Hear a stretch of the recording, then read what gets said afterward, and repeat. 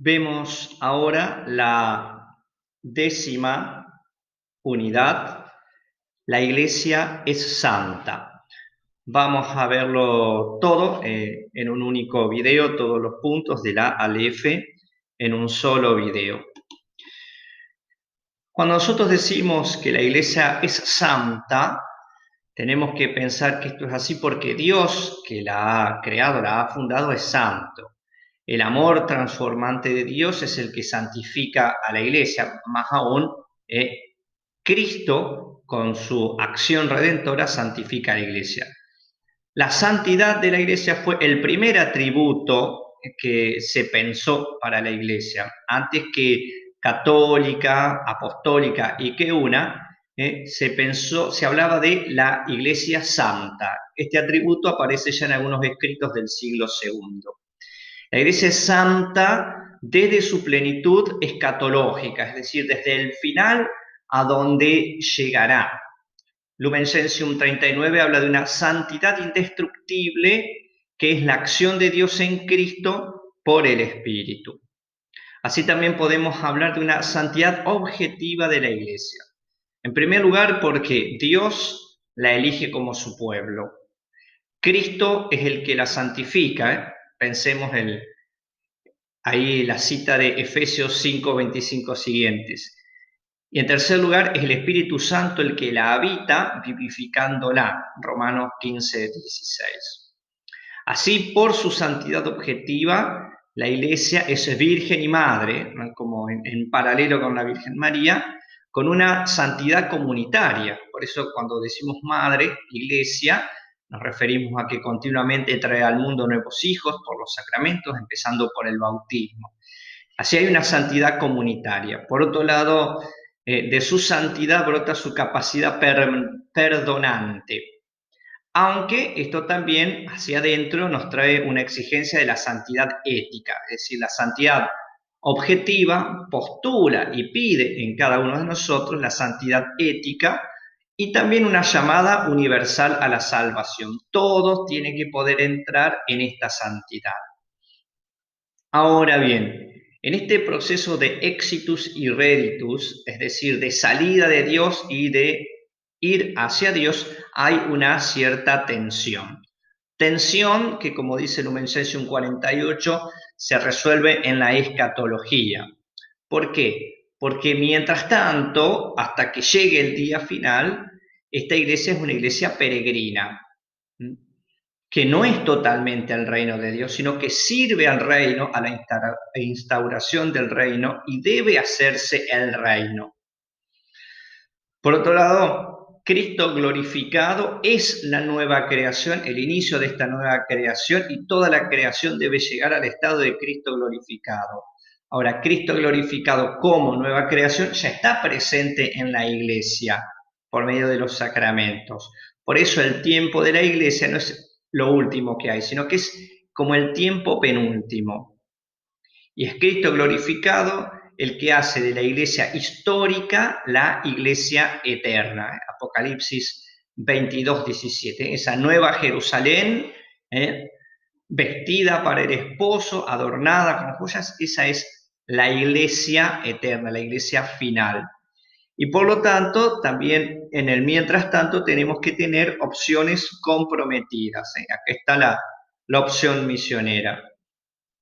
Esta iglesia, que es santificante, actúa a través de los sacramentos. Y fíjense que, cosa interesante, los sacramentos aportan la salvación, la santificación, independientemente de la santidad moral del ministro. Por ejemplo, cuando el cura perdona los pecados, realmente perdona y santifica a la persona independientemente de sí mismo. ¿Por qué? Porque es Cristo el que obra con su santidad objetiva en los sacramentos. Algunas imágenes, por ejemplo, tomada del Cantar de los Cantares, la idea de negra pero hermosa. Otros que han dado los padres otros nombres a esta situación de la iglesia peregrina es de Ecclesia Peccatrix, Casta Meretrix o Ecclesia Mixta. Finalmente se llegó a un equilibrio magisterial mostrando que esta no es ni la iglesia de los predestinados, ni tampoco una iglesia que carezca de santidad objetiva. Es una iglesia de santidad objetiva, por lo que ya hemos dicho, pero en la cual sus miembros cometemos pecados. Por eso es importante analizar el pecado en la iglesia. Dado que es algo que existe, esta será, mientras tanto, también una iglesia necesitada de purificación. Lumen Gentium 8, Unitatis Redintegratio 4 y 6. Incluso, más allá de la generalidad o de la estructura, esta iglesia hace penitencia por sus hijos pecadores, por cada uno de los que pecamos. Así podemos decir que, con base en esto, la iglesia es santa en su vocación auténtica y su destino final, pero a la vez es pecadora en cuanto muchas veces nosotros los miembros contradecimos esta vocación. Por lo tanto, no todos los actos en la iglesia, no todos los actos de la iglesia provienen del Espíritu Santo. Pero, sin embargo, el Espíritu Santo no se retira de la iglesia. Para lo esencial, para lo fundamental, el Espíritu Santo sigue asistiendo infaliblemente a la iglesia. En relación a esto, tenemos que mirar aquella expresión del credo que es la comunio sanctorum, la comunión de los santos. Ya en el siglo III estaba la veneración de los mártires, por la conciencia de estar unidos a los redimidos del cielo. Es decir, se veneraba a los mártires porque se pensaba que ya estaban en el cielo y que nosotros, a través de esas acciones, estábamos unidos a ellos. Incluidos los anteriores a Cristo. Agustín habla de la iglesia de Abel, a quien Agustín considera el primer santo de la iglesia. La comunión de los santos significa dos cosas. Por un lado, la comunión entre los bautizados. Yo estoy unido por un lazo sacramental, aquel bautizado que esté en Ucrania, en Filipinas, en Costa Rica, donde sea. Pero también con los que ya han muerto. Los que ya han muerto, los del purgatorio, por ejemplo, por eso son aquellos cristianos por quienes nosotros rezamos, y los santos del cielo, que es la meta a la cual aspiramos. Entonces, la comunión de los santos significa la comunión entre los bautizados, pero también, a la vez, e incluso antes que eso, comunión de los santos significa comunión en las cosas santas. Las cosas santas son los sacramentos, con el modelo de la Eucaristía. Por eso a la misa y a la Eucaristía la llamamos comunión. Significan la unificación de las personas que se comunican en el cuerpo de Cristo. Y esto constituye el misterio de la Iglesia, lo cual tiene que es y seguir llevando a la comunión de los bienes santos, que trasciende tiempo y espacio. Como bienes santos podemos ver no solamente los sacramentos, sino también la sabiduría, los escritos, la teología. Incluso esto tiene que llevar a la comunión de bienes económicos, de agentes pastorales entre los cristianos, como ya lo hemos visto en relación a otras características de la Iglesia. En la comunión de los santos, hay alguien que destaca como primera en la comunión de los santos, que es la Virgen María. La Virgen María, que ya desde los padres de la Iglesia se dicen que el misterio de María y el misterio de la Iglesia se esclarecen mutuamente. Es decir, lo que decimos de la Iglesia en general lo decimos de María en particular. Es más, María, por su condición de madre del Verbo encarnado y su condición de glorificada, es la consumación de la eclesialidad. Podemos decir que María es la suprema realización de la Iglesia y la primera personalización de la Iglesia. Todos en la Iglesia aspiramos y estamos esperanzados en llegar a estar como ya lo está María. Por eso ella es madre de Dios y también madre de los hombres, madre de los hijos de Dios.